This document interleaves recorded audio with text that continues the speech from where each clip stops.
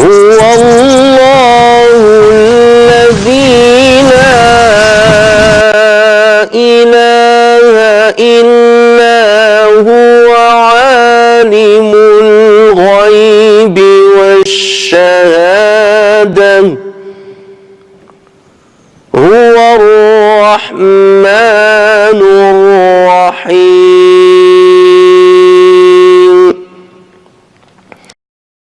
Chers frères et sœurs, nous savons très bien que l'islam a incité les musulmans à multiplier l'évocation d'Allah Azza wa Jal. Non pas une évocation sporadique qui va s'opérer d'un moment à un autre, mais une évocation qui dure tout au long de la vie et qui dure tout au long de la journée. Ya ayyuhalladhina amanu, ô vous qui avez cru, dhkurullaha dhikran kathira, évoquez Dieu d'une façon abondante. Wasabbihuhu bukratan wa asila, glorifiez-le à la pointe et au déclin du jour. L'évocation d'Allah Azza wa Jal, c'est une arme. L'évocation d'Allah Tabaraka wa Ta'ala, c'est une protection du musulman contre tout ce qui peut lui nuire aussi bien moralement que physiquement. L'évocation d'Allah Azza wa Jal, c'est ce catalyseur qui encourage le musulman à aller de l'avant vers Dieu et à jamais oublier Allah Tabaraka wa Ta'ala. Et voilà pourquoi l'évocation de Dieu a été prescrite dans tous les endroits, sauf quelques-uns où on ne mentionne pas Allah Tabaraka wa Ta'ala, et dans n'importe quelle position. Alladhina yadhkuruna Allah Azza wa Jal vantent le mérite de ceux qui l'évoquent. Yadhkuruna Allah qiyaman, en étant debout, wa qu'udan, en étant assis, wa ala junubihim, même lorsqu'ils sont accoudés. Ça veut dire dans toutes les positions que puisse adopter, dans toutes les postures de l'être humain, il peut invoquer Allah Azza wa Jal. Ce n'est pas comme la prière qui nécessite une certaine posture, qui nécessite une certaine préparation. Tout cela, c'est pour rendre facile aux musulmans l'évocation de Dieu, parce que c'est une vraie arme par laquelle ils luttent contre toutes les nuisances. Et le prophète Mohammed sallallahu alayhi wa sallam, comme on le sait, ne cessait d'évoquer Allah Azza wa Jal depuis qu'il se lève le matin jusqu'à ce qu'il se couche le soir. Et même si jamais il se réveille dans la nuit, il avait des évocations qu'il respectait. Et par cela, le prophète sallallahu alayhi wa sallam voulait donner l'exemple à la communauté musulmane et voulait inciter la communauté musulmane à respecter ces invocations et ces évocations. Certes, nous pouvons évoquer Dieu comme on le veut, comme on l'entend, mais le mieux, c'est de respecter quelques formules que le prophète sallallahu alayhi wa sallam nous a enseignées. Parce qu'on l'a vu insister sur leur enseignement à certains compagnons, et même lorsque certains compagnons commettaient une erreur dans leur formulation, le prophète sallallahu alayhi wa sallam l'a corrigé. Donc le mieux, c'est d'apprendre par cœur les invocations quotidiennes du prophète sallallahu alayhi wa sallam. Et comme on le sait, il y a certains savants qui ont regroupé tous les hadiths authentiques rapportés sur le prophète sallallahu alayhi wa sallam concernant ces évocations pendant toute la journée. Adhkar, sabah, wal masa. Et on l'a appelé ceci comme la citadelle, certains l'ont appelé comme la citadelle du musulman, ou bien la protection du musulman. Et véritablement, c'est une vraie protection pour le musulman. Et chacun de nous est censé connaître par cœur d'abord quelques versets coraniques, quelques sourates qui vont lui servir dans ses prières, et lui servir pour rappel bien entendu, et connaître par cœur et apprendre par cœur quelques invocations et évocations du prophète sallallahu alayhi wa sallam, puisqu'il est le meilleur qui s'est adressé à Dieu et il est celui qui s'est adressé par les meilleures des invocations et les meilleures des évocations. Donc, chers frères, le fait de lire les évocations du prophète sallallahu alayhi wa sallam, ou bien ses invocations, ou même de les apprendre par cœur, c'est encore mieux, et de les répéter n'est pas suffisant pour dire que je me suis bien inspiré de ce que faisait le prophète sallallahu alayhi wa sallam. Parce que comme on le dit toujours, il y a les actes et il y a l'inspiration qui accompagne les actes. Et bien entendu, si la répétition de ces formules-là, c'est une répétition mécanique qui se contente de donner de l'importance au côté verbal, sans comprendre le fond de ce que nous sommes en train de formuler, bien entendu, l'invocation n'a pas le poids qu'elle pouvait avoir si elle était accompagnée d'une concentration. Mais pour avoir une concentration et un dévouement pendant cette évocation, il faut comprendre le sens de ce que nous disons. La signification des mots, ça c'est la première chose, et le sens et l'interprétation des mots, et leur portée spirituelle. Chaque mot a une portée, un poids. Lorsqu'on se rend compte de l'importance de ce que nous sommes en train de formuler, de l'étendue de ce que nous sommes en train de formuler, là forcément, on manifeste Allah Azza wa Jalla notre indigence, on lui fait part de ce que nous ressentons avec le cœur et non pas de ce que nous mentionnons avec la langue. Et il y a une grande différence. Et nous insistons toujours sur l'adoration du cœur. Et Allah Azza wa Jalla insiste énormément sur l'adoration du cœur, comme on va le voir d'ailleurs dans l'explication de ces quelques mots. Aujourd'hui, ainsi que la semaine prochaine, si Allah Azza wa Jalla le permet, nous allons essayer de nous arrêter un petit peu sur une invocation bien particulière. C'est l'invocation ou l'évocation que le prophète sallallahu alayhi wa sallam répétait toujours lorsqu'il voulait dormir. C'est une invocation qui a été rapportée par Al-Bukhari et Muslim sur Al-Bara ibn Azib radiyallahu anhu. Et Al-Bara ibn Azib l'a rapporté avec deux versions, toutes les deux authentiques. Dans une version, il disait à chaque fois que le prophète sallallahu alayhi wa sallam allait dormir, il se couchait sur son côté droit et il répétait ces mots-là. Allahumma inni aslamtu nafsi ilayk. Oh Allah, je te soumets mon âme. Oh Allah, je te soumets mon âme. Wa wajjahtu wajhi ilayk. Et j'ai dirigé ma face vers toi. Wa fawwadtu amri ilayk. Je te confie entièrement toutes mes affaires. Wa alja'tu dhahri ilayk. Je place mon dos sous ta protection. Raghbatan wa rahbatan ilayk. Et cela par amour et par crainte de toi. La malja'a wa la manjan minka illa ilayk. Car on ne saurait trouver d'asile ou de refuge contre toi ailleurs qu'auprès de toi. Amantu bi kitabika alladhi anzalt. Je crois au livre que tu as révélé, wa nabiyyika alladhi arsalt, et au prophète que tu as envoyé. Donc ça c'est la première version. La deuxième version, Al-Bara ibn Azib, il disait, le prophète sallallahu alayhi wa sallam m'a dit lui-même, à chaque fois que tu veux dormir, accomplis tes ablutions. Il a rajouté cela dans cette riwaya. Accomplis tes ablutions comme tu les accomplis pour la prière.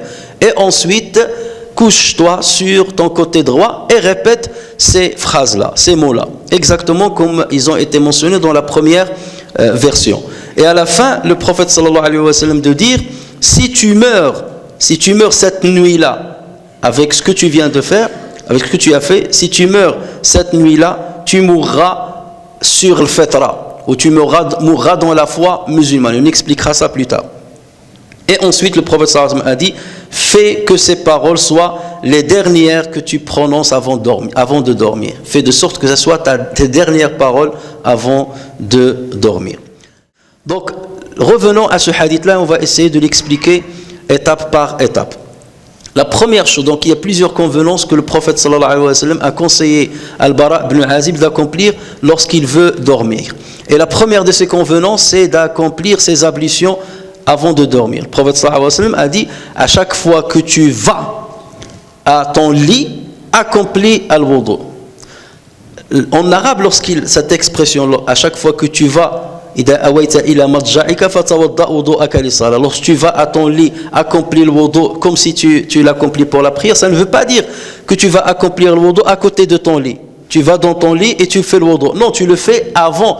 La signification de cette phrase, ça veut dire à chaque fois que tu as l'intention d'aller dormir, accomplis le wudu avant d'aller dans ton lit. Et c'est exactement la même chose, c'est comme ça que les savants ont compris le hadith du prophète sallallahu alayhi wa sallam.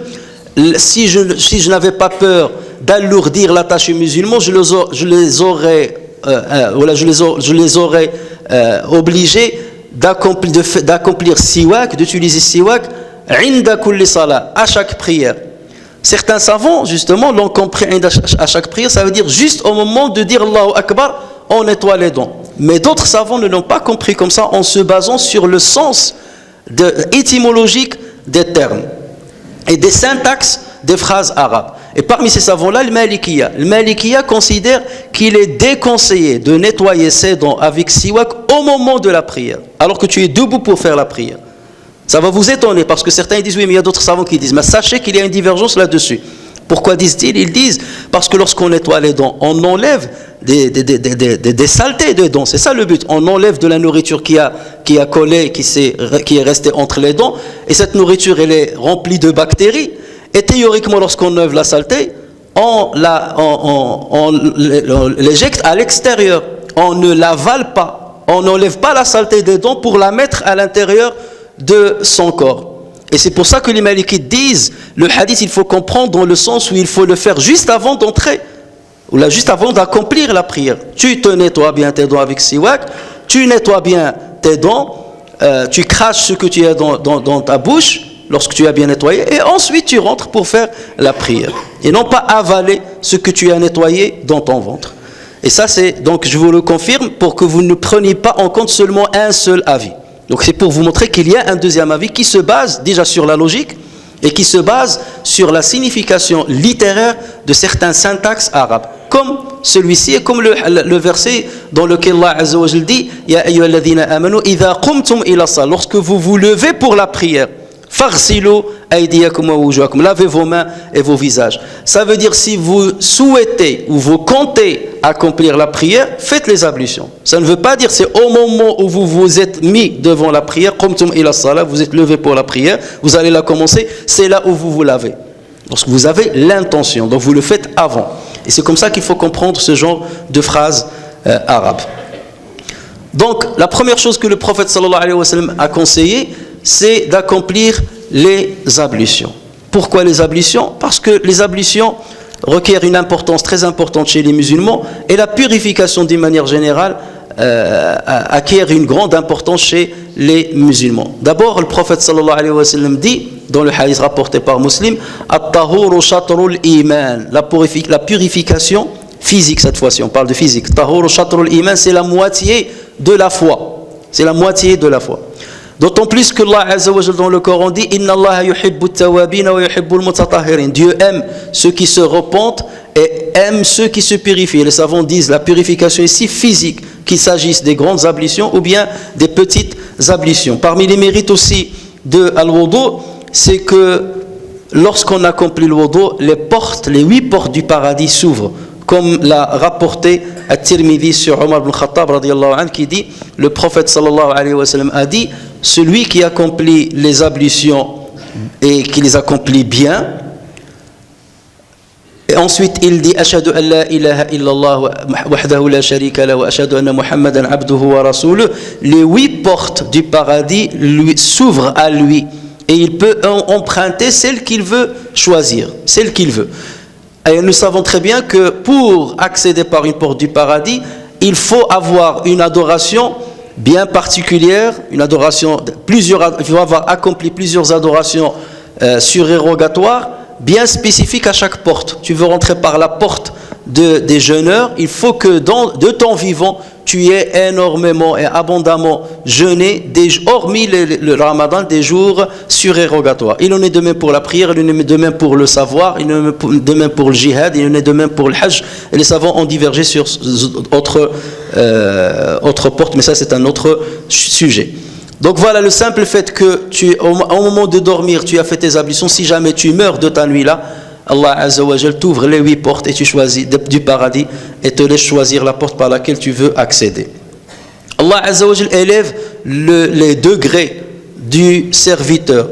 Et ceci est confirmé par le hadith rapporté par Muslim sur Abu Hurairah radiyallahu anhu, où le prophète sallallahu alayhi wa sallam a dit: voulez-vous que je vous désigne ce par quoi Allah Azza wa Jal absout les péchés et élève les degrés? On lui a dit oui.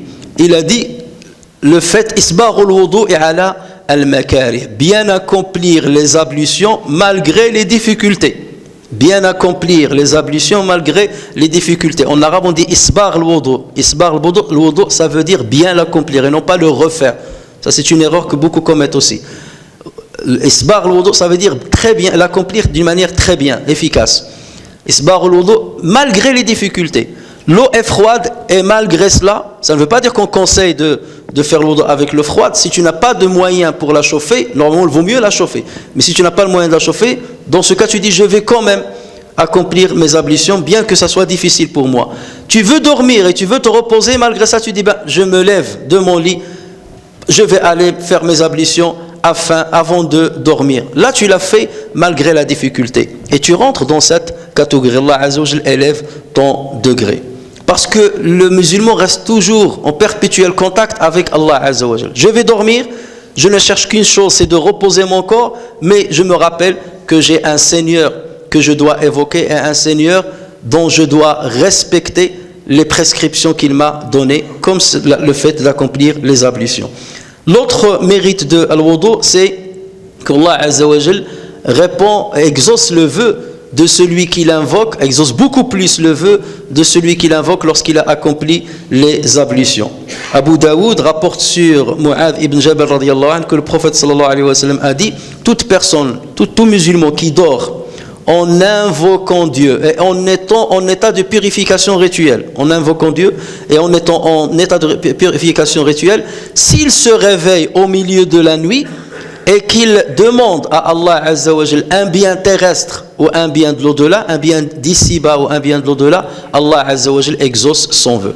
Pourquoi? Parce que lorsqu'on se réveille en pleine nuit, on ne pense qu'à une chose, c'est recouvrer avec le sommeil, retrouver rapidement le sommeil.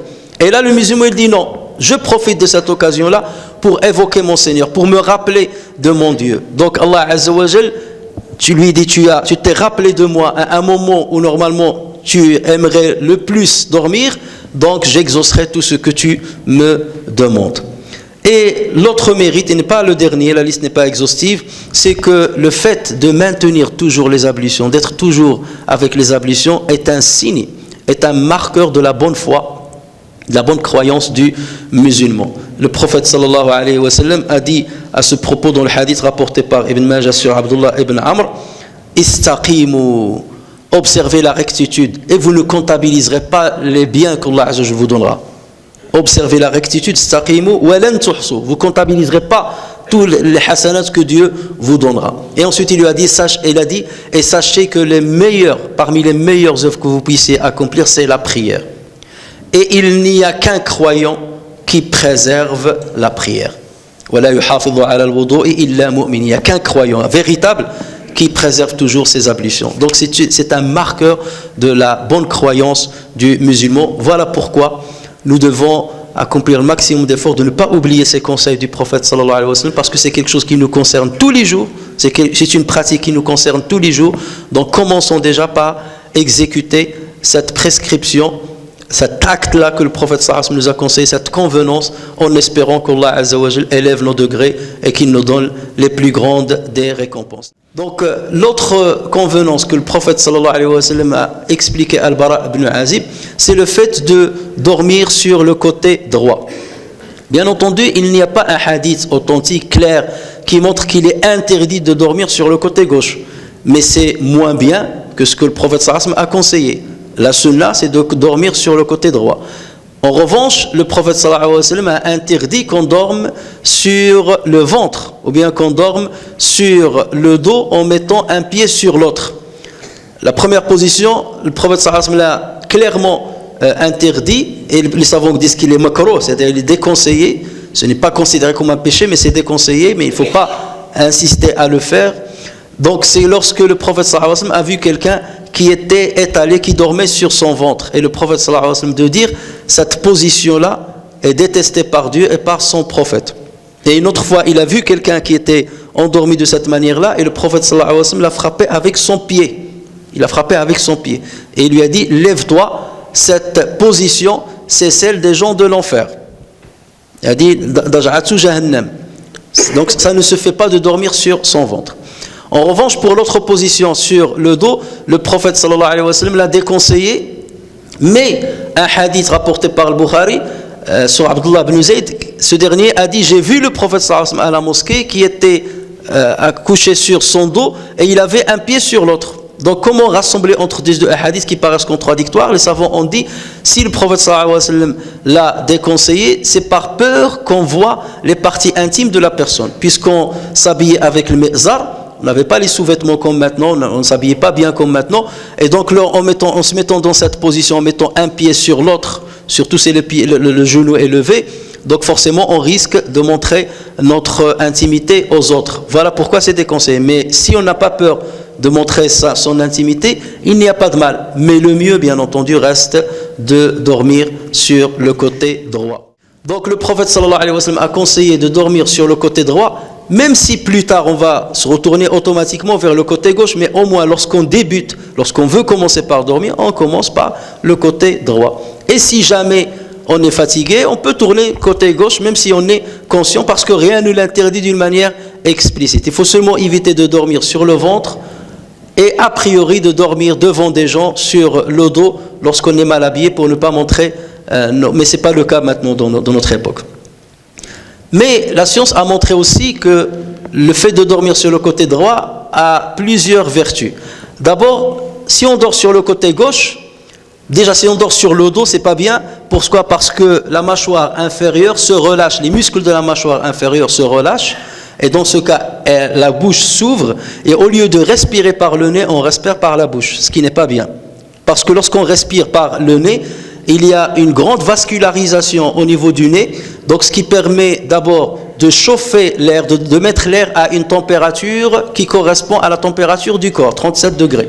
Donc l'air qui va rentrer dans les poumons, il est à la bonne température. En revanche, lorsqu'on respire par la bouche et que l'air est froid, donc ça rentre directement dans les poumons, ce qui n'est pas bien.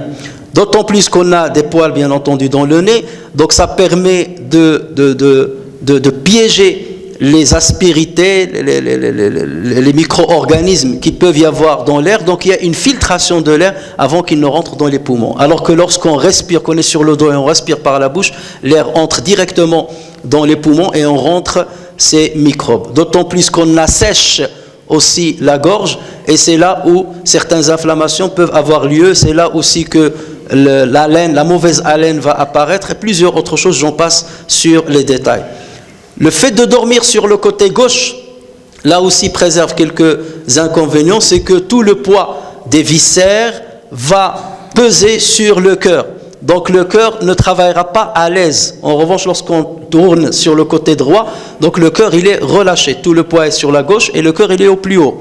D'autant plus que nous savons que le poumon droit est plus grand que le poumon gauche. Il y a une invagination dans le poumon gauche, dans laquelle s'installe le cœur, et c'est pour ça qu'il est plus léger. Si on dort sur la gauche, le poids du poumon, le poids de l'estomac, le poids du foie pèse sur le cœur.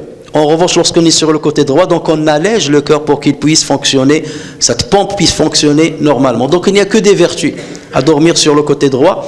Mais il y a des études aussi qui ont montré que même sur le côté gauche, c'est pas grave. Le pire, c'est sur le dos ou bien sur le ventre. Mais parce que nous savons très bien qu'à un moment ou à un autre de notre sommeil, on va tourner automatiquement par instinct et par réflexe vers le côté gauche. Mais le mieux, c'est de commencer avec le côté droit au moment où on veut dormir. Ça peut vous paraître des détails qui n'ont rien à voir avec la religion, mais alors que ça fait partie de la religion. Le prophète sallallahu alayhi wa sallam, lorsqu'il parle ainsi, c'est parce qu'Allah azza wa jalla lui a inspiré de conseiller les musulmans de la sorte. Et le simple fait de respecter ces convenances montre que le musulman a un respect vis-à-vis du prophète sallallahu alayhi wa sallam, un amour envers le prophète sallallahu alayhi wa sallam et qu'il a un lien perpétuel avec son Seigneur.